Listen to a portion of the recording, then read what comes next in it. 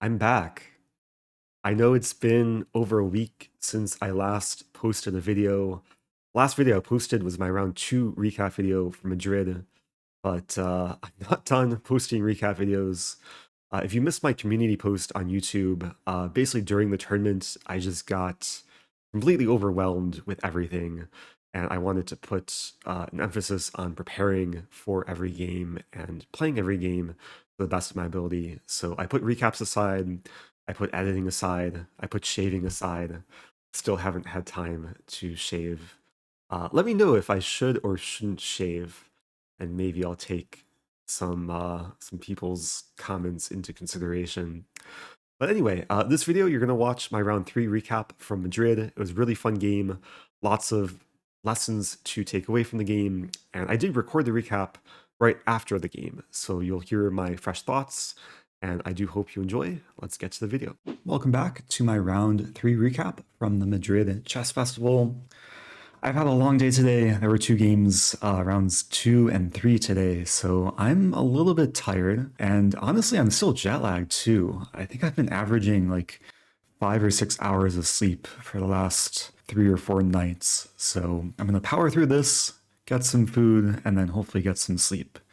But I did have a fun game. So my opponent for this round was Miguel Ruiz Buendia from Spain. And coming into this game, I really didn't have much time to prepare. And even in the weeks leading up to this tournament, because pairings went up like 3 or 4 weeks ago, and I looked at my opponent's repertoire, but I couldn't find too many of his games, and I couldn't find his online account either. So my preparation was pretty limited. I did know that he plays e4, so when he played e4 in the game, this is no surprise. And I wasn't actually sure whether to expect a Rosolimo or an open Sicilian. But he played the Rosolimo, bishop to b5, a very trendy opening lately. And in this position, I played a move which I've never played before in over-the-board classical chess, is knight to f6. And this move is partly inspired by Fabiano Caruana, because he played this in the candidates at least a few games. He played this against Firouzja, maybe Abbasov, but he also played this against Pragnananda and had a very nice win over Prague towards the end of the candidates. And it's an interesting line. There's other moves, of course, for black. I've played e6 a lot. I've played g6 a lot. g6 is a chess move recommendation, which they have like a whole course on. But I was inspired by Fabi, so I played knight f6. And my opponent, I think, started taking time after this move. Yeah, he took a couple of minutes to take on c6. The alternative here for white is knight c3, and this is what Firouzja played against Fabiano. And there's some very sharp lines. If black plays knight d4, then there's e5, and it could turn into a mess very quickly. But bishop takes c6 is a way more solid move. And after takes pawn d3, I play the move queen to c7. And I'm pretty sure this is still following Pragnananda versus Fabiano. The point of queen c7 is black aims to play e5 and then develop the bishop normally rather than fianchettoing the bishop. So my opponent castled. I played pawn to e5. And I had checked this position like maybe about an hour before the round. I was kind of lucky to have guessed what we could go into. And I had a really cool idea prepared. If my opponent had played h3 in this position, I would have played what I think is a novelty. Let me just turn on the opening explorer. Yeah, according to the Masters database, there is a move here which it's never been played before in master level play. Lichess database, okay, it's been played 4 times on Lichess. But I was going to play rook g8 if we entered this position. And this is not an idea that you see every day, but against h3 specifically, rook g8 is actually very powerful because black's plan is g5 and g4. And yeah, the attack can come very quickly. And it's one of the top engine moves. Like if we turn on Stockfish, yeah, rook g8 is the top engine move. So I was hoping my opponent would go for h3. And he actually took a lot of time here before playing the move knight to c3.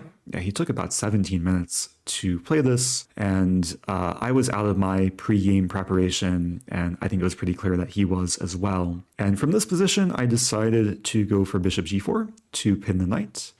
And that's sometimes why white will play h3 earlier, is to stop the bishop from coming to g4. But here he plays h3. I play bishop h5, and then he plays pawn to g4, which is a pretty ambitious move, especially because white's already committed the king on the king side, and white's expanding. But white is trying to punish my bishop, and I drop back. I should note here that I don't think it's worth going for the sacrifice. Like takes. White should just have enough ways to defend, like probably queen e2 to e3, and then move the knight. So yeah, I drop back to g6. And then my opponent played the move b3, which I think was maybe a little bit slow. I was expecting knight h4 to prepare f4, but yeah, b3 was played, and I castle queenside. And I was happy to get the setup with opposite side castling because it just leads to a more fun and enjoyable position to play, especially now with my king safe on the queen side. I have ideas of eventually playing h5 to try and induce some weakness in white's kingside pawn structure. And I should also note that with the rook on the half-open d-file, I am threatening to take on e4 because the d-pawn is pinned to the queen. So for this reason, my opponent plays queen to e1. And then I had an interesting idea in mind, because from this position, I realized that my knight on f6 is not so useful, and it would really like to be on e6 in this position. So I started with the move knight to d7, and my plan was to eventually develop the bishop, and then play knight f8 to e6, and then eventually maybe to d4 or f4. And I do have to give credit to the Chess Mood course on the Rosen, even though I didn't play what Chess Mood recommends, they do show this exact idea in their course. It comes from a line where black fianchettos, but very often in these structures, when you have pawns on e5 and c5, it's really nice having a knight on e6 to access the key center squares. So again, friendly reminder, if you want free access to Chess Mood, get over 500 hours of high quality video courses, link will be below. Always have to shout them out. I mean, they're great, great learning platform. So going forward with this game, my opponent played bishop e3, I played bishop e7, and then a4. And I mean, white is playing like the typical Rosen moves. Very often white will try and grab space on the queen side, but I was still doing my own thing. Play knight f8, a5, knight e6, and now my knight has found a happy place, and I'm ready to hop into d4. And after knight a4 was played, it does seem like maybe white's trying to create some initiative on the queen side. With knight a4, white's not threatening to take the pawn, but I'm pretty sure white's threatening to play pawn b4 here. And then if I take, there's takes, and I do have to be careful that the queen side doesn't crumble. But thankfully, I have the move in the position, and I strike with knight d4, and now c2 and f3 are attacked. And this provoked white to take on d4, and then I was very happy to undouble my c-pawns, hit the bishop, and get a very nice space advantage. So after bishop d2, I tried to keep the initiative. I played pawn h5. And after pawn to g5, I played pawn to f5. So yeah, for most of this game, it really felt like momentum was going my way. But I still wasn't sure if I'm actually like making sufficient progress to crack open the king side. And I did spend a lot of time before playing pawn f5 because there were some lines to work out, and I'm still not sure. My opponent took en passant in the game relatively quickly. Like he spent less than a minute before playing this move. But I wasn't sure about the move f4 here, if white just goes for some chaos with the pawns. I maybe was going to play queen d7, or maybe take first. It should be good for black because I have the bishop pair, and inevitably the center will open up. But I wasn't entirely sure. So yeah, maybe after the game I'll check with the engine. But he took en passant. I took back with the g-pawn, so now the g-file is fully open. He slides his king to h2, and I play f5 again. And yeah, this time white cannot take en passant, and if white takes with the pawn on f5, then I'm going to have some discoveries. Could maybe start with pawn e4 check. And there's actually a funny line, if white plays f4, I could take en passant with check. So yeah, probably not good for white to take on f5. Instead, he plays rook to g1. I play rook hg8. And then he plays pawn f3. And with this move, white is just trying to solidify and be solid. And now the ball is in my court, and I was trying to figure out like how to crack the position on the king side. And here I was mainly debating between two moves. The first move that came to mind was bishop to f7, just to unleash my rook on the g-file, maybe try and take over the g-file. But I realized that if I play bishop f7, white can just play queen f2. And then white's ready to take and play rook g1, and I thought this would just lead to a lot of trades. So I played my other candidate move in this position, rook d f8. And I think this is a nice idea, just leaving the tension, avoiding trades. And there's kind of a hidden idea with this move.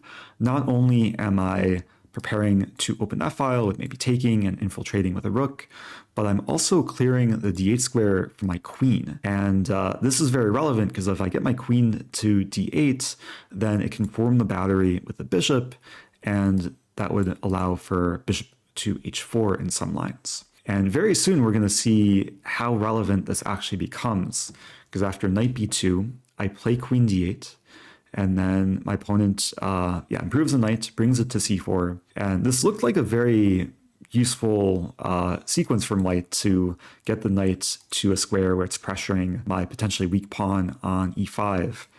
But I think white has already gone very wrong here, because after pawn takes pawn, I think white is just in a lot of trouble. And after I took on e4, my opponent took a lot of time here, and I think he realized that if he plays the most natural move, f takes e4, then black has a very nice forcing line to play bishop h4, hitting the queen and preparing rook f2.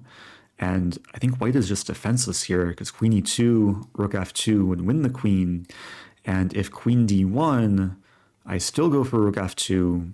Rook g2 doesn't help because I'll take, and then I'll have discoveries like rook g2 takes, bishop takes e4 with double check, should be winning for black. And if king h1 in this position, I have the move queen d7. And I had calculated this back when I played queen to d8. And yeah, it works out really nicely for black because I just threaten mate in one, and white has no good way to defend the h-pawn. So when I took on e4, I don't think white can afford to take back. And after a long think, my opponent took back with the d-pawn. But unfortunately for white, this just loses that pawn, and white's position is on the verge of crumbling. My opponent tried queen e2, and then I had a nice move, rook g to f8. This does abandon the bishop on g6, but if white takes it, then I have rook f2 winning the queen. So white can't really take the bishop and has to deal with this threat of rook f2. So he played bishop to e1, and then I get my dark square bishop into play with the move bishop to g5, setting up ideas of bishop to f4. And yeah, I think white is pretty much defenseless at this point. My opponent tried knight d6, but after queen takes e6, rook takes g5, I have the move rook to e3. And for the last several moves, black has just been keeping the initiative. After queen d2, I play queen to f6.